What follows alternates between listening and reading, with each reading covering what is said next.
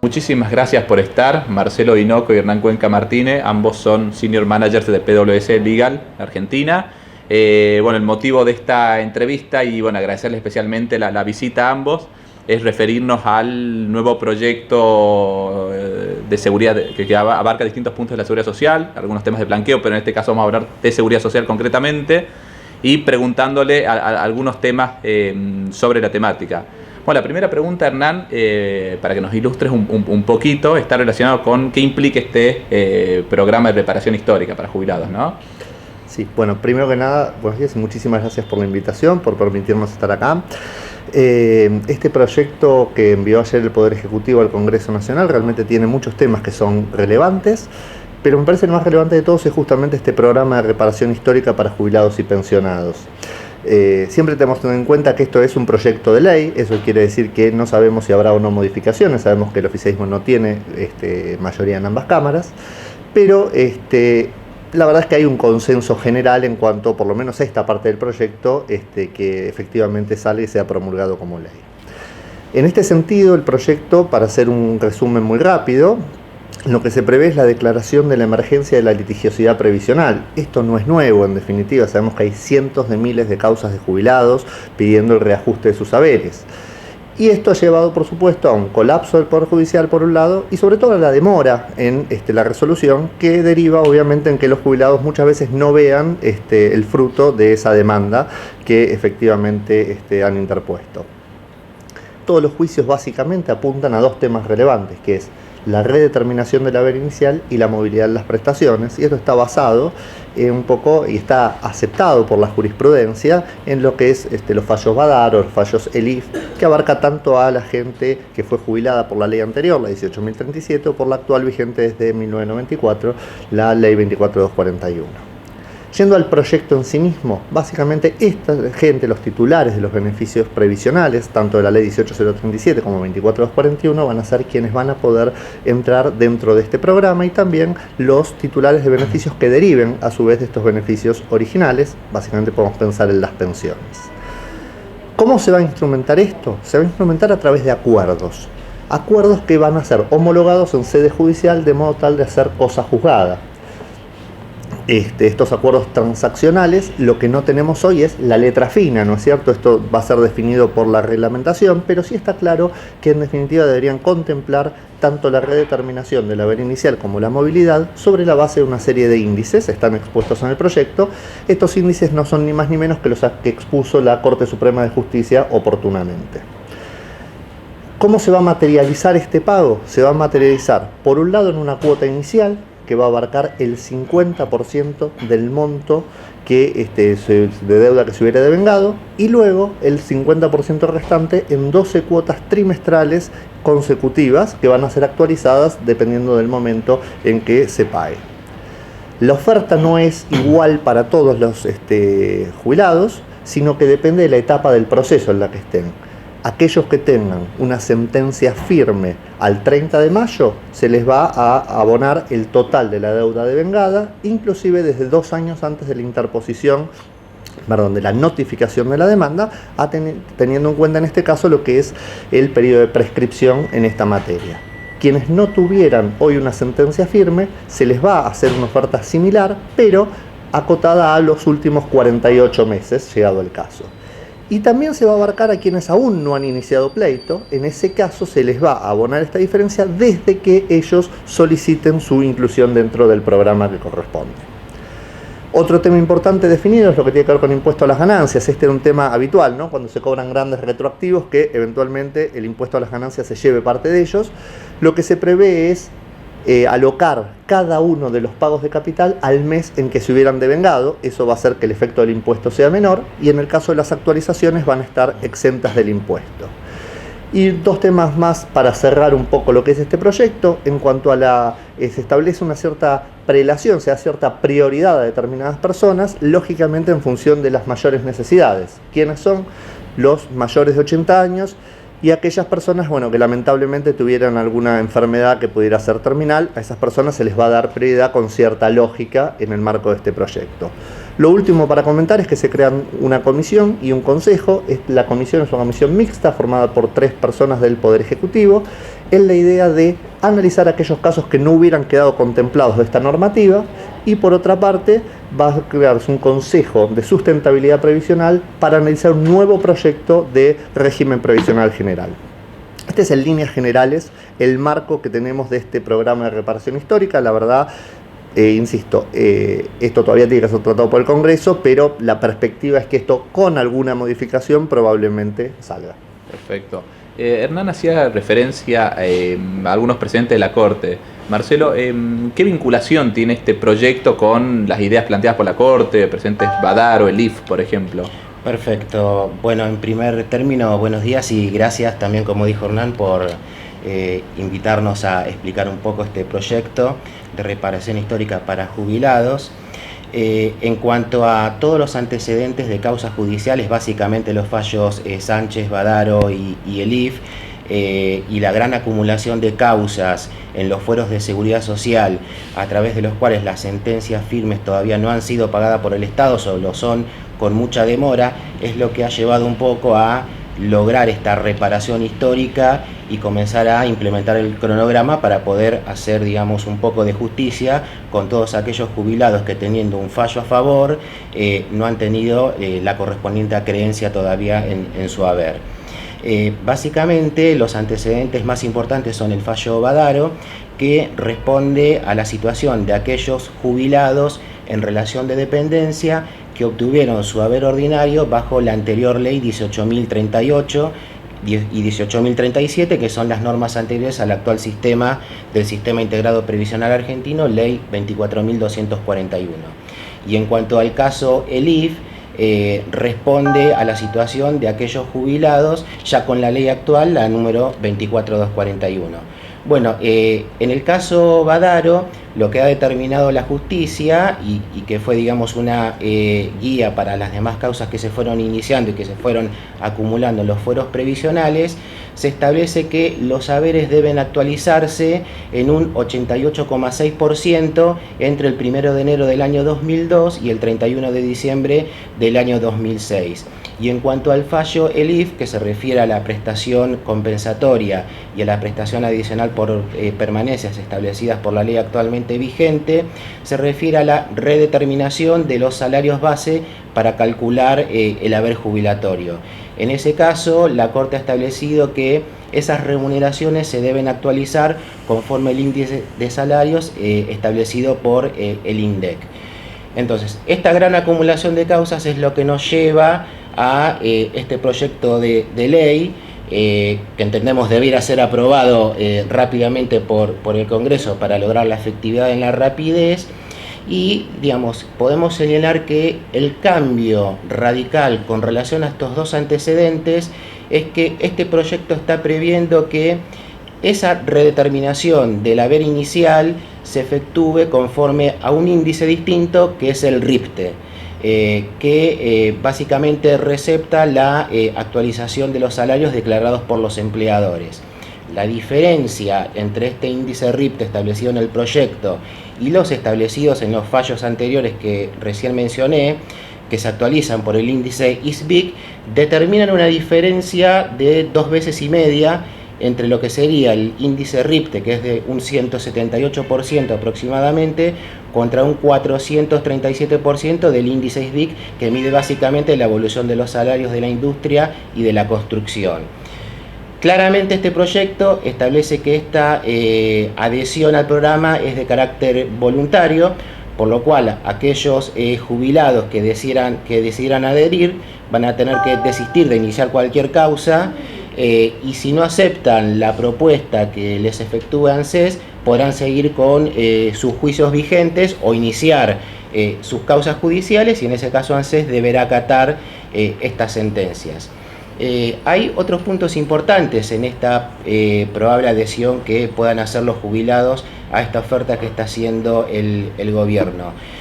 Por un lado se establece el tope en esa oferta, o sea que la redeterminación del haber no puede redundar en un haber superior a la jubilación máxima actual vigente, que es de 36.330 pesos y que se actualiza 2 veces por año conforme lo hace la Ley de Movilidad Jubilatoria en los meses de marzo y septiembre de cada año. Y por otro lado, en cuanto a las retroactividades, se está estableciendo un techo de 4 años para reconocer las diferencias, con lo cual aquellos jubilados que están con causas iniciadas con mucha anterioridad van a ver mermada su retroactividad hasta un techo de 48 meses.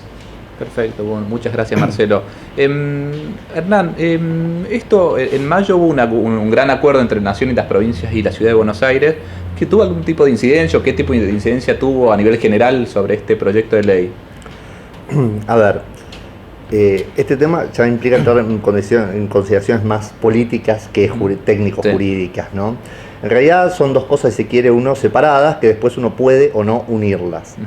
El acuerdo es un acuerdo que se firmó en mayo, el 18 de mayo, entre Nación, las provincias y el gobierno de la Ciudad Autónoma de Buenos Aires, y ese acuerdo que reconocía su origen en el fallo de la Corte Suprema del año pasado, a partir del cual se estableció que la Nación debía devolver un 15% a determinadas provincias que habían hecho el reclamo. Si no me equivoco, eran San Luis, Córdoba y Santa Fe en aquel momento.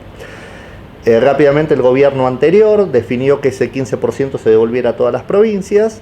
Esto empezó a discutirse y hubo una serie de idas y vueltas. ¿Cuál era el origen de ese 15%? El origen era atender a necesidades previsionales y al funcionamiento de ANSES, y era una norma de principios de la década del 90. Finalmente, de estas idas y vueltas se firmó este acuerdo. Este acuerdo fue firmado, si no me equivoco, el 18 de mayo. Y lo que se prevé es justamente una solución intermedia. ¿Cuál es esa solución? La devolución parcial y gradual de estos 15 puntos a razón de 3 puntos porcentuales por año, de modo tal que en el año 2020 se haya devuelto la totalidad de este 15%. Y además se prevé que las provincias pueden, en este caso, obtener préstamos con una tasa subsidiada.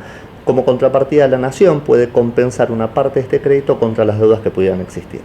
Esto es un acuerdo que va por otra vía. ¿Qué hace esta norma? Esta norma lo único que hace es ratificar el acuerdo.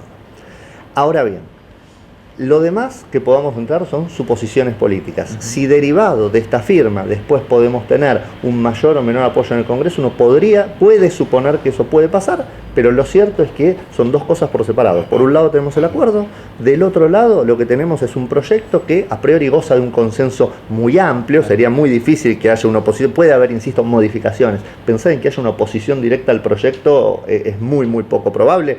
Lo han dicho casi todas las voces de los distintos partidos políticos, pero digamos, más allá de subjetividades o análisis que podamos hacer o pensar, lo cierto es que son dos cosas en principio separadas. Perfecto. El proyecto incluye algunos cambios en lo que es el Fondo de Garantía de Sustentabilidad que administra el CIPA, ¿no?, a cargo del ANSES actualmente. ¿En qué consisten esos cambios? ¿Qué impacto tiene el proyecto en ese fondo? A ver, en cuanto al el proyecto, durante mucho tiempo ha habido toda una discusión sobre la finalidad que se le da a este fondo de garantía de sustentabilidad del sistema previsional argentino. Los funcionarios actuales siempre han mencionado su vocación de que ese fondo sea utilizado específicamente para lo que es beneficios previsionales y no para ninguna otra causa. El proyecto, por un lado, establece cuáles son las finalidades o dónde deben realizarse las inversiones de este fondo, pero lo cierto es lo que apunta es que con este fondo se cubra, en la medida de lo posible, todos los pagos de este programa. A ver, no va a ser la única fuente de financiación. Por un lado tenemos el blanqueo. En el blanqueo se prevé específicamente que todo lo recaudado sea girado al ANSES, y así ha sido expuesto además cuando se planteó el proyecto. En segundo lugar, tenemos este fondo, pero puede ocurrir, a ver, ¿por qué? Porque con el blanqueo puede ocurrir que no alcance, obviamente, no sabemos cuánta plata va a ingresar. Entonces el programa hay que sustentarlo. ¿Cómo se va a sustentar? Se va a sustentar aplicando este fondo en su totalidad y permitiendo la liquidación de los activos del fondo, que fue un tema también de discusión. Recordemos que el Estado Nacional tiene acciones de distintas empresas una vez que tomó a su cargo los fondos de las AFJP. En este caso se prevé eventualmente, y si fuera necesario, la liquidación de activos, y si con todo esto no alcanzara, también se prevé que lo va a cubrir el Tesoro Nacional. ¿Por qué vía? Y a través de los aportes previsionales, contribuciones patronales, todo lo que tenga que ver con el sistema previsional. Lo cierto, esta es la forma de fondearlo, y lo que está claro es que la idea es aplicar este fondo en su totalidad, en cuanto alcance, en cuanto sea necesario, a cubrir específicamente este programa de reparación. Perfecto, muy claro. Marcelo, el proyecto incorpora también una idea relacionada con lo que es regularización de deudas o obligaciones de la seguridad social. ¿En qué consiste? ¿Cuáles son las características generales que tiene la gran moratoria? Perfecto. Bueno, el proyecto incluye, además de la ley de sinceramiento fiscal, un amplio régimen de facilidades de pago y principalmente de condonación de sanciones y multas, y también en parte de intereses resarcitorios por capitales no adeudados. En lo que hace a las obligaciones de los empleadores, están incluidos los aportes y contribuciones, excepto aquellos aportes y contribuciones correspondientes a obra social y las contribuciones de los empleadores con destino a la ley de riesgos del trabajo. En lo que hace a la condonación de las sanciones, las mismas van a quedar eliminadas en su totalidad, en la medida en que no se encuentren firmes, y se establece también un régimen de condonación de intereses resarcitorios y punitorios.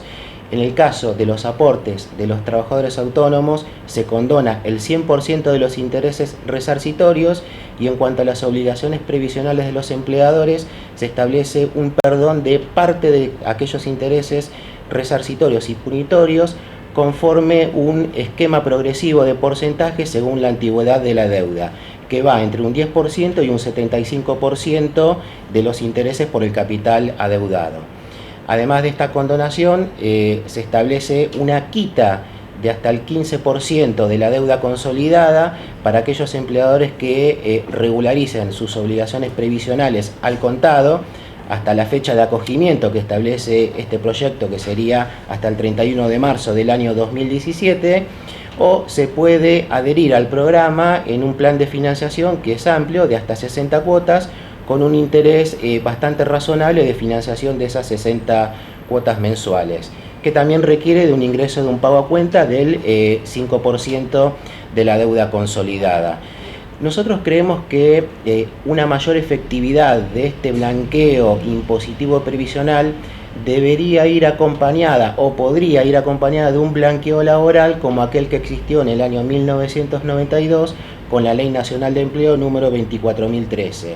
Es decir, que aquellos empleadores que regularizaban relaciones laborales no registradas o fechas de ingreso declaradas en forma incorrecta, o aquellos empleadores que no declaraban el 100% de las remuneraciones de algún personal, pudieran efectuar una regularización sin tener que en el futuro afrontar las multas establecidas para los casos de reclamos de empleados en relación de dependencia. De ahí que nuestro entendimiento es que podría verse tal vez contemplada la situación de un blanqueo laboral que exima a los empleadores que regularicen las obligaciones de las consecuencias laborales de esta implementación de regularización. Sí, y una última pregunta, está relacionada, hay una incorporación, una propuesta de incorporación de lo que es la pensión universal para adultos mayores. ¿En qué consistiría esto más o menos? Exacto. Bueno, este es un capítulo que es parte de la reparación histórica que comentó Hernán al principio.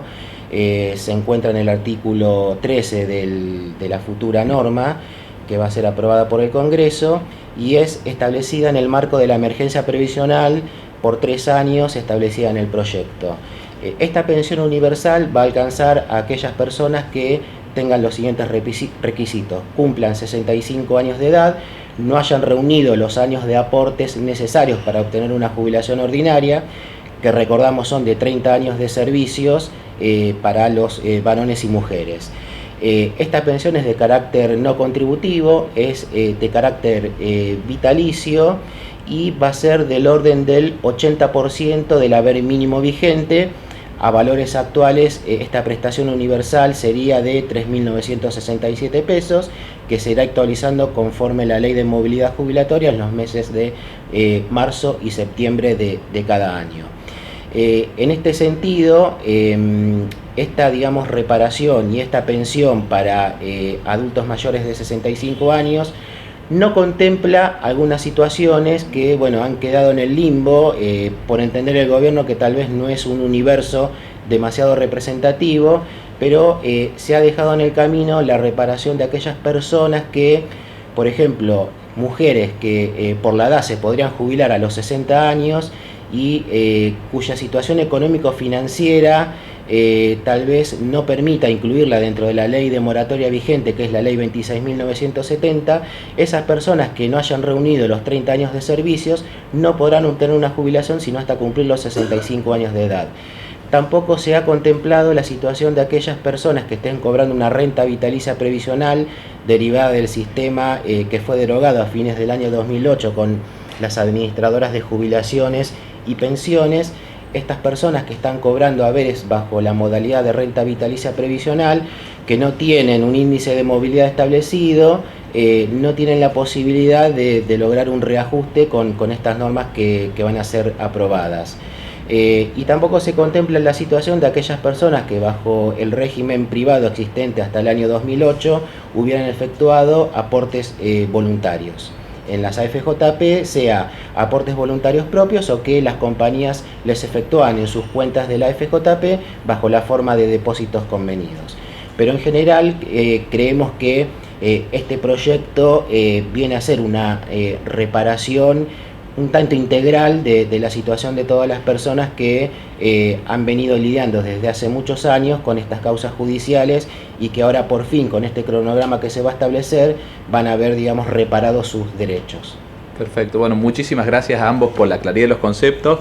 Nos acompañaron Marcelo Dinoco y Hernán Cuenca Martínez de PwC Legal, ambos son senior manager de esa compañía. Muchas gracias. Bueno, muchas gracias a ustedes. Muchas gracias.